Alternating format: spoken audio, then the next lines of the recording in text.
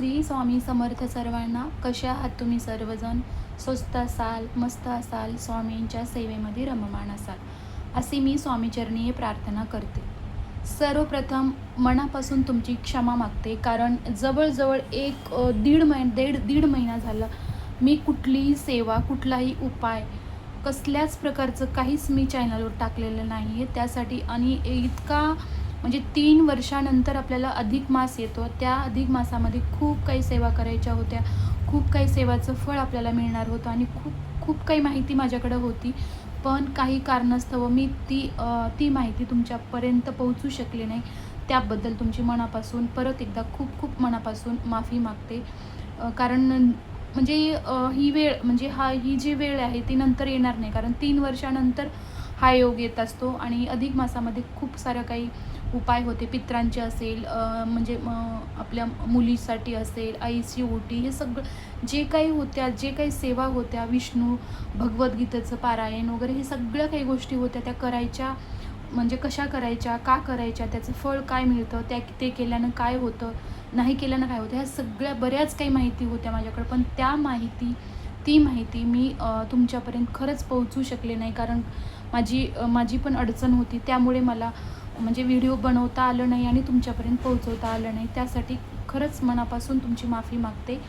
आणि अजून आज मी वेळ काढून तुमच्यासाठी, म्हणजे आता आपली अमावस्या येणार आहे, लास्ट आपल्या अधिक मासाची सांगता होणार आहे. त्या अमावस्येला आपल्याला काय करायचं आहे, आता इथून पुढं शक्य होईल तेवढं मी तुमच्यासाठी वेळ काढून जी काही मला माहिती आहे, जे काही मला माहिती मिळते, जे काही मला माहीत आहे ते तुमच्यापर्यंत पोहोचण्याचा मी नक्कीच प्रयत्न करेन. आणि सर्वांना मी हे सांगते की जर तुम्ही माझ्या चॅनलवरती पहिल्यांदा असाल किंवा प्रथम पाहत असाल तर लाईक आणि सबस्क्राईब करायला विसरू नका, कारण तुमचं एक सबस्क्राईब, एक लाईक हे मला पुढचा व्हिडिओ बनवण्यासाठी प्रोत्साहन देतं. आणि ती म्हणजे अधिक मला उत्साह येतो की अजून काही नवीन माहिती काढून मी तुमच्यापर्यंत पोहोचवण्यासाठी मला प्रेरणा मिळते. आणि माझे 2 शब्द सांगितल्याने कुणाचा तरी मोठा प्रश्न सॉल्व्ह होऊ शकतो, कोणाला तरी काहीतरी फळ मिळतं, याचा मला खूप आनंद आहे. आणि या रेमेडी किंवा सेवा ज्या सांगण्यासाठी मी काही तुमच्याकडून काही पैसे घेणार नाही आहे, तुम्हाला सल्ला देण्यासाठी काही चार्जेस नाही आहे ना, काही नाही. त्यासाठी तुमचं फक्त सबस्क्राईब, लाईक आणि शेअर एवढंच मला पाहिजे. आणि मी तुमच्यापर्यंत भरभरून सर्व माहिती, सर्व सेवा तुमच्यापर्यंत पोहोचवणार आहे. तरी आजचा व्हिडिओ याच्यासाठी बनवलेला आहे की आता उद्या म्हणजे 14 तारखेला, 14 जून 2026 रोजी अमावस्या येत आहे. तर ही अधिक मासाची सांगता होणारी अमावस्या आहे. आणि या अमावस्येला सोमवती अमावस्याही म्हटले जाते. सोमवती अमावस्या म्हटले की पितरांची सेवा आणि आपल्या भगवान शंकराची सेवा करण्याचा हा खूप महत्त्वाचा दिवस मानला जातो, सोमवती अमावस्या म्हणजे. आणि ज्या आपण पितरांची तृप्ती आणि मुक्तीसाठी ज्या सेवा करतो, अमावस्येच्या दिवशी, सोमवती अमावस्येच्या दिवशी पितरांची मुक्ती आणि तृप्तीसाठी ज्या सेवा करतो, त्या सेवा केल्यामुळे आपल्याला 33 महिने लक्ष्मी घरात नांदेल अशी ही सेवा असते, पितरांची सेवा केल्याने तुम्हाला 33 महिने सदा कंटिन्यू तुमच्या घरी लक्ष्मी नांदेल. यासाठी पितृसेवा आणि शंकराची सेवा करणं खूप महत्त्वाचं असतं. तर एवढी काही मोठी आपल्याला काही करायचं नाही आहे, तर साधी सरळ सेवा आहे, तर मी तुम्हाला सांगते. आणि ही सेवा आणि उपाय ऐकण्यासाठी तुम्ही हा व्हिडिओ लास्टपर्यंत बघा, स्किप न करता लास्टपर्यंत बघा. अधिक महिन्याची सांगता अधिक अमावस्येनेच होणार आहे. अमावस्येपासूनच आपला अधिक मास चालू झाला होता आणि आपल्या अधिक मासाची सांगताही अमावस्येनेच होणार आहे. यालाच आपण सोमवती अमावस्याही म्हटले जाते. आणि ही अमावस्या 14 आणि 15 तारखेला 2 दिवसाची अमावस्या येत आहे. 14 तारखेला 14 जून 2026 रोजी दुपारी 12:20 अमावस्या चालू होत आहे. आणि दुसऱ्या दिवशी म्हणजे सोमवारी 15 जून 2026ला सकाळी 8:24 अमावस्या संपणार आहे. तर तुम्ही हे पित्राची जी सेवा आहे, तर तुम्ही रविवारी दुपारनंतर आणि सोमवारी सकाळी 8च्या अगोदर 8 म्हणजे 8 8:30च्या अगोदर तुम्हाला ही सेवा करायची आहे.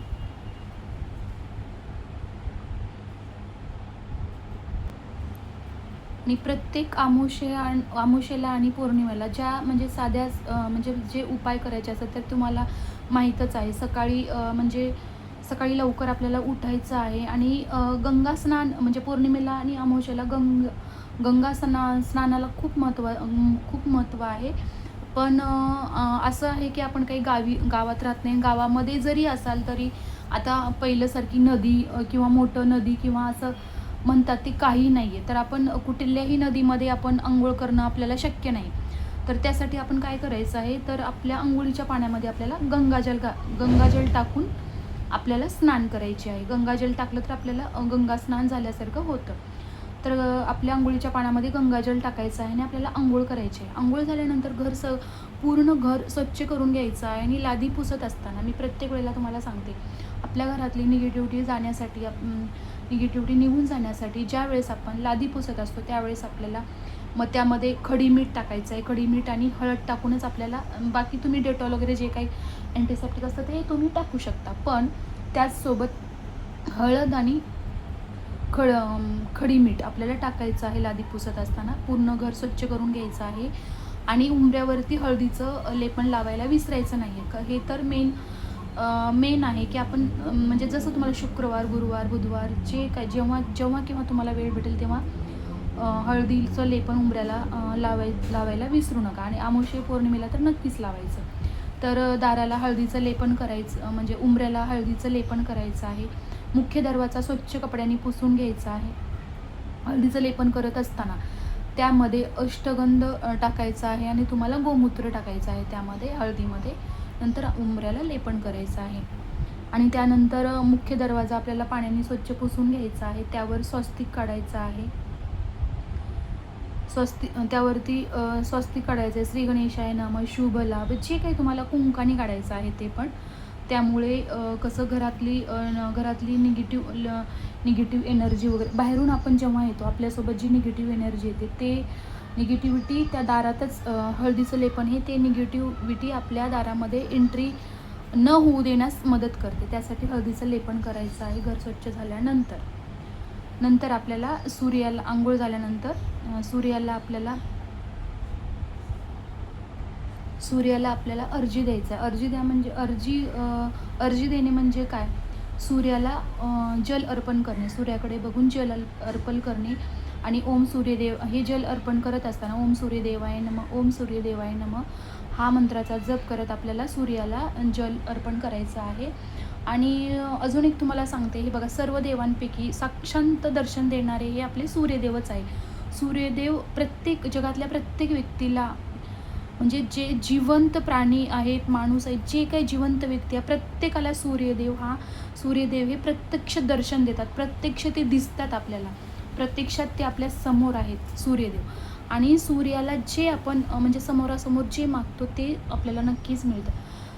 म्हणून आपण रोज सकाळी उठल्यानंतर सूर्याला जल अर्पण करणे, सूर्याला अर्घ्य देणे हे खूप महत्त्वाचे मानले जाते. त्यामुळे आपण सूर्याला अर्घ्य द्यायचं आहे. अर्घ्य देत असताना ओम सूर्यदेवायनं हा मंत्राचा जप करायचा आहे. आणि जे काय आपल्याला मागायचं आहे, सूर्यदेवा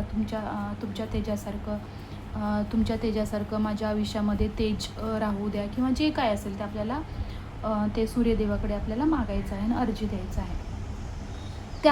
त्यानंतर आपल्याला पित्राची सेवा करायची आहे. तुम्ही सकाळी करा किंवा दुपारी, जेव्हा जमलं तेव्हा तुम्ही करा.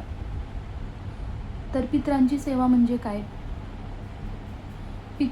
पितृसेवा म्हणजे काय, तर काय असतं माहिती आहे का, पितृतिथी स्तोत्रमचं आपल्याला पठण करायचं आहे. जर कुणाला येत नसेल तर यूट्यूबला लावून ठेवा आणि ते पितृतिथी स्तोत्रम पठण पूर्ण होईपर्यंत तुम्ही हात जोडून आणि तिथे दक्षिण दिशेला, आणि हे पितृतिथी स्तोत्रम पठण करत असताना आपण आपलं तोंड हे दक्षिणेस असलं पाहिजे. दक्षिण दिशेला तोंड करून बसायचं आहे. आणि बसण्यासाठी आपल्याला आसन घ्यायचं आहे. आणि हे आसन वेगळं असलं पाहिजे. हे आसन आपण जे देवपूजा करत असताना जे आसन बसायला घेतो ते आसन घ्यायचं नाही आहे. तर ज्यावेळेस आपण पितरांची सेवा करतो, पितराचं जे काही आपण करतो त्यावेळी जे आसन घेतो ते वेगळं आसन असलं पाहिजे आणि ते आसन दुसरं कुठल्याही कामासाठी ते वापरलं नाही पाहिजे. तर ते आसन घ्यायचं आहे. दक्षिण दिशेला तोंड करून आपल्याला बसायचं आहे आणि दिवा लावला तर ठीक, नाही लावला तरी चालेल आणि आपल्याला पितृतिथी स्तोत्रमचं आपल्याला पठण करायचं आहे. हे पठण झाल्यानंतर आपल्याला स्वच्छ हातपाय तोंड धुवायचं आहे, चूळ मुकळायची आहे. नंतर आपली देवपूजा करायची आहे. आपली जे नित्य देवपूजा आहे ती आपल्याला देवपूजा करायची आहे.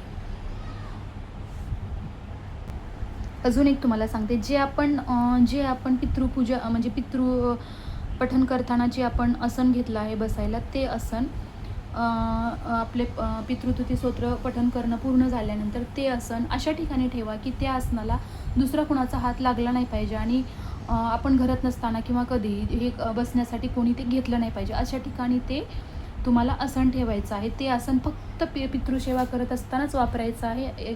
अदरवाईज कोणीच ते वापरायचं नाही आणि कुणाच्या हाती न लागण्यासारखं ते ठेवायचं आहे. कारण ते त्यामध्ये म्हणजे त्याच सेवेसाठी ते असतं. त्याच्यानंतर आपल्याला देवपूजा करायची आहे. देवपूजा झाल्यानंतर तर्पणविधी तर तुम्हाला माहिती आहे, पितरांचा तर्पणविधी असतो. तर्पणविधीचा व्हिडिओ मी मागे करून टाकलेला आहे. माझे जर व्हिडिओ तुम्ही बघत असाल तर तर्पणविधी कसा करायचा हे ते व्हिडिओमध्ये आहे, तर तो व्हिडिओ बघा आणि तर्पणविधी पण करा. त्यानंतर तुम्ही कावळ्यासाठी घास काढायचा आहे. कावळ्याला घास म्हणजे खूप काही सारं आपल्याला नैवेद्य करा, हे करा, ते करा असं नाही. तुम्ही दही भाताचा घास तुम्ही कावळ्याला काढू शकता. नंतर गाईला घास द्या. गाईसाठी घास काढा, गाईला नैवेद्य घास द्या. अग्नी आहुती द्या म्हणजे अग्नीला आहुती कशा प्रकारे द्यायचे, तर एक तुम्हाला पेपर घ्यायचा आहे छोटासा. त्या पेपरावरती तूप टाकायचं आहे आणि तो पेपर गॅसवरती जाळायचा आहे. म्हणजे अग्नीला नैवेद्य दाखवल्यासारखं होतं ते. त्यालाच अग्नी आहुती म्हणतात. आणि अमावस्येच्या दिवशी आपल्या घरामध्ये कोणी येऊ द्या, लहान मोठं म्हातारं जे कोणी येऊ द्या, त्या दिवशी आठवणीने आपल्या घरामध्ये जे कोणी आले ते उपाशी जायला नाही पाहिजे. त्याला निदान साखर तरी द्या, पोटभर जीव घाला, गरजू व्यक्तींना पोटभर जीव घाला. जर कोणी नको शेवटी तुम्ही चहा द्या, साखर द्या, काही द्या, पण त्यांना उपाशी जाऊ देऊ नका. हे एक लक्षात ठेवा तुम्ही. कारण हे छोट्या छोट्या गोष्टी असतात, पण ज्या आपण त्या करतो त्या आपल्या पित्रापर्यंत जातात. कारण कुठल्याही रूपाने आपल्या घरामध्ये कोण येईल सांगता येत नाही अमावस्या आणि पौर्णिमेच्या दिवशी. त्यासाठी कुठल्याही व्यक्तीला त्या दिवशी नाराज करायचं नाही आहे. नंतर तुम्ही मुंग्यांना साखर घाला.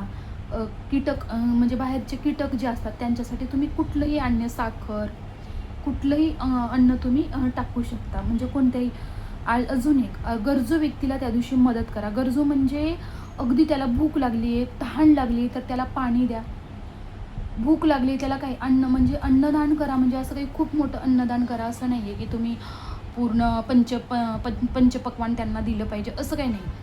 ज्याला भूक लागली त्याला तुम्ही 10 रुपयाचा वडापाव दिला तरी चालेल, पण ज्या वेळेस त्याला भूक लागली होती त्या काळात त्याचं पोट भरलं, त्याचाच आशीर्वाद तेच आपल्या पित्रापर्यंत पोहोचतं. त्याचा आत्मा तुम्ही तृप्त करायचा आहे. आता रस्त्याने चालला एखादी व्यक्ती, त्याच्याकडे चप्पल नाही तर त्याला चप्पल द्या. उन्हाने तळतळ करते पण त्याच्यापाशी काहीच नाही, त्याला छत्री दान करा.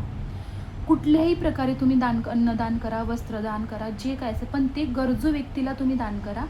ते दान खूप मोठं मानलं जातं आणि त्याचं फळ आपल्याला नक्की भेटतं.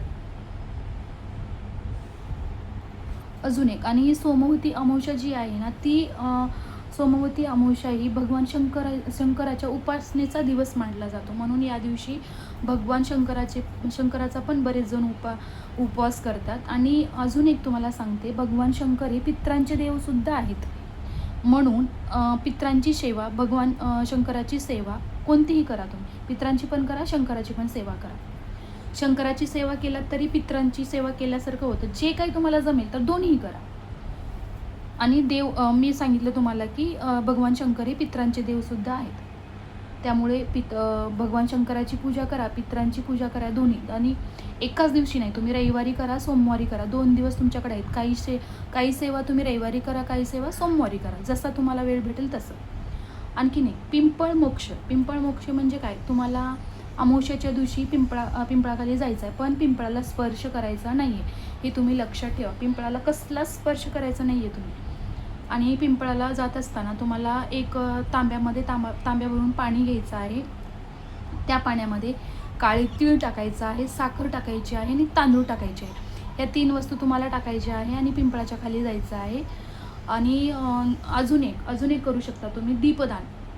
तुम्ही सकाळी तुम्ही पितृतुती स्तोत्रम पठण केलं, त्यानंतर तुम्ही एक दीपदान नक्कीच करा, कारण पितरांसाठी एक दीपदान अमावस्या पौर्णिमेला करायलाच हवं.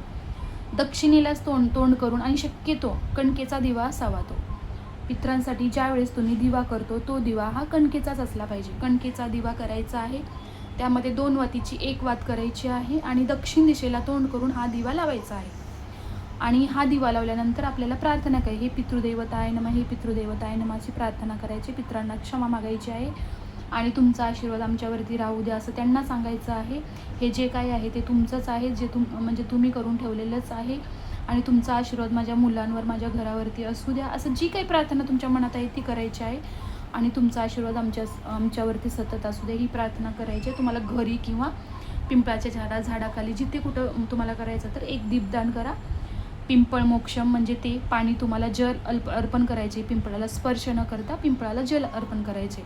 आणि जल अर्पण करत असताना हे पितृदेवताय नमः, हे पितृदेवताय नमः, हे पितृदेवताय नमः, हे तुम्हाला मंत्राचा जप करायचा आहे. आणि पिंपळाला जल अर्पण करायचं आहे आणि एक दीपदान करायचं आहे दक्षिणेला तोंड करून. घरी करा किंवा पिंपळाखाली करा, कुठेही करा. आणि शक्य असेल तर तुम्ही पिंपळाला प्रदक्षिणा पण घालू शकता. ओम पितृदेवताय नमः, पितृदेवताय नमः असं तुम्ही करू शकता. ही अशा प्रकारे पितरांची सेवा आहे. त्यापैकी तुम्ही कुठलीही करा. घरात पितृतिथी स्तोत्रम म्हणा, पिंपळाला जल अर्पण करा, शंकराची सेवा करा, जे काही तुम्हाला जमेल शक्य असेल ते करा. पण अमावस्येच्या दिवशी सेवा करायला विसरू नका. तुम्ही वर्किंग वुमन असाल तर जेवढं जमेल तेवढं करा, पण करा, त्याचं फळ तुम्हाला नक्की मिळतं. आणि आजची ही सेवा जी आहे ती मी स्वामीचरणी अर्पण करते आणि आजचा व्हिडिओ संपवते. भेटूया आपण दुसऱ्या नेक्स्ट व्हिडिओमध्ये. श्री स्वामी समर्थ.